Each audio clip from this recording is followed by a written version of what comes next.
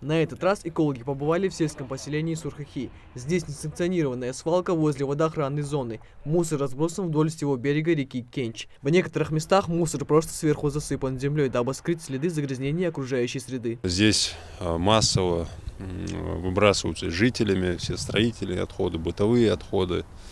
По сегодняшний день меры здесь не приняты ни по ликвидации, ни по недопущению. Административная комиссия местная бездействует. Как мы видим, ни одного материала нет. За прошедший год Комитет по экологии и природным ресурсам ликвидировал все незаконные свалки на территории Ингушетии. Но некоторые жители продолжают выбрасывать мусор, где попало, признаются работники местной администрации. Недавно мы полностью вот эту речную улицу очистили, вывозили мусор.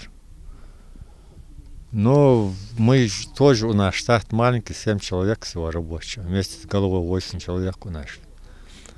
Мы не успеваем постоянно. Местные власти обязали в течение недели убрать весь мусор и привести прибрежную территорию в надлежащий вид, а также провести разъяснительную работу с местным населением. Экологи же верят на слово, но обещают проверить. С одной стороны мы видим красивый и снежный пейзаж селения Яндри, но стоит посмотреть сюда, и картина уже не такая живописная. Горы строительного и бытового мусора здесь просто повсюду. Сотрудники комитета по экологии приезжают сюда уже не в первый раз. Проблема незаконного сброса мусора в этом селе часто поднималась в мечетях на пятничных проповедях, в надежде, что жители одумаются и перестанут загрязнять флору вокруг себя. В прошлый раз здесь был глава района и был глава администрации села.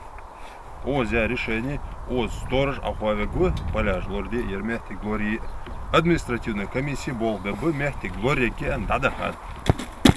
Сейчас здесь картина еще хуже. Это было когда 3 месяца назад. Несмотря на неоднократные поручения, неоднократные предписания, штрафы, и администрация района, и администрация села неоднократно привлекались к административной ответственности.